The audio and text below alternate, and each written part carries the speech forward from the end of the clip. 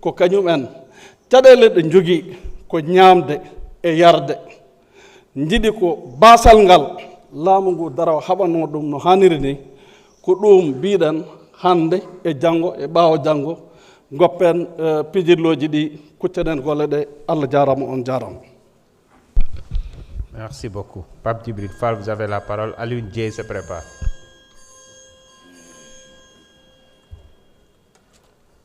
Assalamu alaikum. Merci beaucoup au vrai président de l'Assemblée nationale. Assalamu alaikum, monsieur les ministres, monsieur le ministre des Finances, monsieur le ministre en charge des institutions, chers collaborateurs des ministres, chers collègues. Monsieur le ministre, dama am ay yóbbante léegi nii notamment la situation des ex-travailleurs yi nekkoon dans les bases françaises. 162 employés civils directs et plus de 300 travailleurs intérimaires. Ils étaient en conférence de presse. Xam naa pareeguñ sax depuis 1 an ils courent derrière l'État. Je pense que c'est des engagements que l'État avait pris te dafay am incidence financière. Beneen bi mooy les indemnités des chefs de village. C'était 50 000 francs tous les 2 mois. Bon, ñu coupé ko depuis lors, ils n'ont pas d'explication.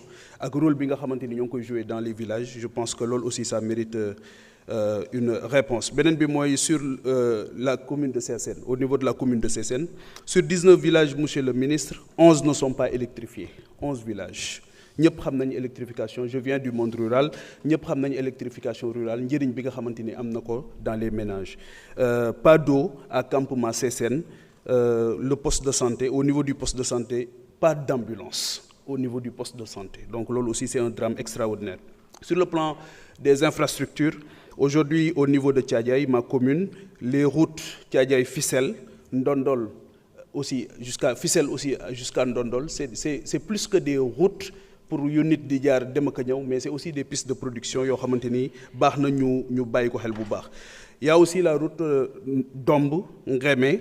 Foofu aussi jàpp naa ne mérité na ñu defar ko bu baax parce que aussi ñu bari ñoo koy jël jamono bu ci nekk. Thiadiaye Niomar Sessène Niomar aussi c'est extrêmement important. Bëgg naa ñu soññ ci le ministre des infrastructures ba taxaw ci parce que encore une fois c'est de vieilles doléances yoo xamante ni boo xoolee DOB bu daaw ak bu ren pratiquement c'est les mêmes revendications qui reviennent. Toujours sur les filets sociaux, c'est la lancinante question aussi des bourses familiales. dañ ne woon dañ koy évaluer parce que depuis 2013 la woon am na ñu ko doon jot, am na engagement yu ñu jëloon suñ ko waree yokk wala ñu war ko changer pour mu dem ci beneen population. Est-ce que ce travail a été correctement fait? Parce que aussi am na ay devoirs, c'est des droits, mais aussi il y avait des devoirs yoo xamante ni nekk na ci ginnaaw.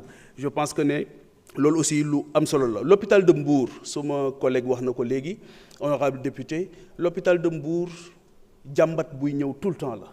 Parce que population bi yokku na, hôpital bi attanatu ko et que li ci nekk ci drame social tamit kenn xamul ni mu toll. Bon ñi nga xamante ni ñëpp dëkk nañ Mbour tey jii gis nañ ne c'est un vrai problème au quotidien. Les gens sont sollicités au quotidien. Le personnel se bat énormément, mais encore une fois besoin bi rëy na rëyaay boo xamante ni parce que moo polarisé zone boobu yëpp. Et que ñëpp xam nañ ne Mbour c'est une démographie extrêmement importante. C'est la même chose aussi par rapport à l'hôpital de Thiadiaye. Avec may nuyu le directeur, avec un manager incroyable qui fait des choses remarquables, mais c'est toujours l'efficience qu'on lui demande. Faites beaucoup de résultats avec des moyens souvent dérisoires. C'est extrêmement difficile, d'autant plus que depuis plus d'une année, les fonds de dotation yi dem ci mairie yi ñëwuñu. Cela veut dire que li mairie bi doon war leen jàppale sax daanaka amu ko. Ils sont obligés de trouver des ressources additionnelles, mais les malades n'attendent pas parce que loolu aussi je pense que c'est bon à savoir. Et que lu ñu leen dimbali tamit doyul loolu c'est valable pour toutes les autres communes yi nga xamante ni dañu nekk dans le département de Mbour. Je pense que ne mérité na une attention particulière. Wax naa léegi le poste de santé de Sessène effectivement qui n'ont pas d'ambulance. Loolu aussi jàpp naa ne le ministre de la santé peut réagir rapidement au moins parce que c'est des problèmes yoo xamante ni li muy causé ci musiba kenn xamul ni mu toll. On peut ne pas avoir les mêmes problèmes. Mais ñoom ñi nga xamante ni ñoom ñoo koy dund au quotidien xam nañ ne loolu lu métti la loo xamante ni jot na ñu kii ko. Beneen bi monsieur le ministre foofu laay jeexale. Le Sénégal n'a pas un problème institutionnel. Institution moo permettre Pastef mu ñëw au pouvoir en 2024. Institution yu forte. Les institutions ne valent que par ce que les hommes et les femmes qui les animent en font. Donc le vrai problème, il est économique. Et je pense qu'aujourd'hui, daaw promettre nañ ko aujourd'hui, quel est le modèle économique du Sénégal? Fan la ñu bëgg a yóbbu Sénégal sur le plan économique? Je pense que répondre à ces questions-là dina permettre ñu def un bond, parce que boo dégloo li député yëpp di wax, c'est comme si depuis 2 ans rien n'a été fait. Et ce gouvernement avait promis du travail, de la dignité humaine, le respect de la dignité humaine, et je pense que cela n'est pas à l'ordre du jour. Beneen bi mooy, monsieur le ministre, c'est sur une note personnelle. La bave du crapaud n'atteindra jamais la Blanche Colombe. yaa ma jàngal économie, xam naa la bu baax, nit ku baax nga, ku sell nga, ku bëgg lu baax nga. Donc li ñu lay tuumal yëpp dara du ci dëgg, continuer sa liggéey, yàlla na la yàlla sàmm. Merci. jërëjëf.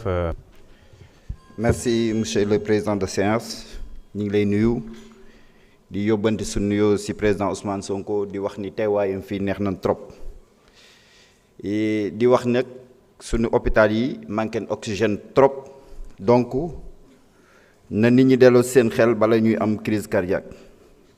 Monsieur le ministre, maa ngi leen di nuyu di leen ziar bu baax, mais di demander parce que dañu remonter information yooyu ñu ni ndax dafa am structures yoo xam ni c'est des structures privées ou des partenariats PPP yi nga xam ni duñu contribuer sur le budget de l'État. Lu mel ne Afrique Pesage bëgg nañ xam contribution sur le budget de l'État ak lu mel ne Eiffage. Beneen bi ñuy wax mooy si budget 2026 bi dañ si inscrire la grande mosquée de Pâle te ba léegi amuñu si benn information par rapport ak le début des travaux. ñu siy laajte lu ngeen nu si mën jàppale ngeen jàppale ko, parce que lu xalifa bi soxla la, lu population bi di xaar boobu ba léegi la. bi ñu gisee ñu inscrire ko si budget bi vraiment dafa nekkoon un ouf de soulagement, mais ba léegi gis ñu le début des travaux. beneen bi mooy la route Ngalel Gandon, parce que ku xam Saint-Louis xam nga ni Saint-Louis dugg fa yombul, mais la route Ngalel Gandon ñu débuté woon ko, mais ba léegi fi travaux yi yemoon fa la yem. ñuy demander pour ngeen jàppale ñu ndax mu nekk luy désenclaver Saint-Louis. beneen bi ñuy wax mooy l'université de Saint-Louis, l'université Gaston Berger. service médical bi nekk ci situation bu difficile, waxoon nañ ko fii daaw ñu siy dellusiwaat ak restaurant numéro 1. depuis 2010 lañ ko créé woon. resto 1 bi ak capacité bi université bi tollu mënatul servir lu bëri. ñuy wax ngeen jàppale leen si ndax vraiment seen situation bi mën a améliorer wu. beneen bi mooy rectorat bi de l'UGB am benn dette de presque 1 milliard depuis 2018 ñu koy traîner. ñu bëgg nag vraiment lu ngeen leen si mën a ngeen soutenir leen, parce que seen situation bi aussi budgétaire xaw woyof si ñoom tuuti.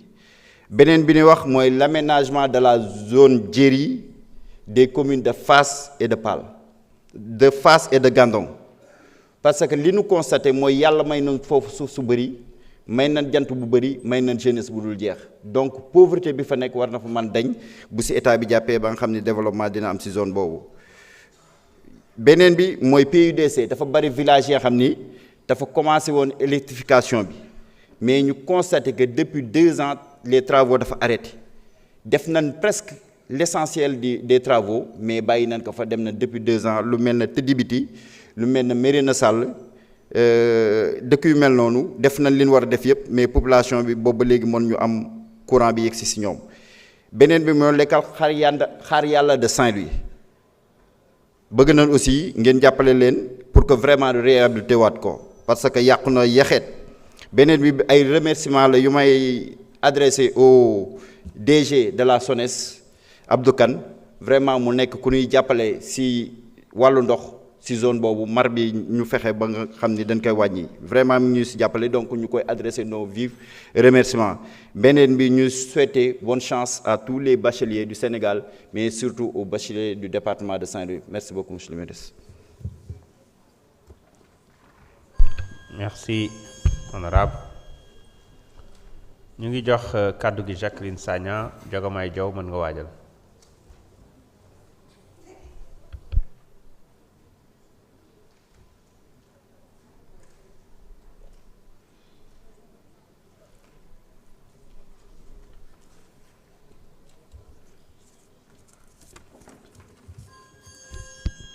Merci, Monsieur le Président de l'Assemblée nationale, Monsieur le ministre de l'Économie, des Finances et du Plan, Monsieur les ministres et vos collaborateurs, honorables députés, chers collègues, chers invités, Nouinale, mon intervention porte sur la souveraineté alimentaire, une préoccupation légitime de l'agenda national de transformation Sénégal 2050.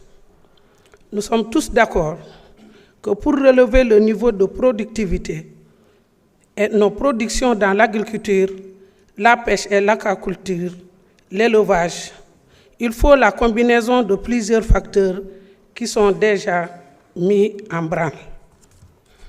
Monsieur le ministre, pour nous atteindre les objectifs de la souveraineté alimentaire, il faut nous donner les services d'encadrement comme ISRA, Institut national de pédologie, DER, ANCAR et Proval CV, en moyens financiers pour son fonctionnement. Monsieur le ministre, subventionner les engrais aux acteurs BAN. L'analyse des sols et des eaux.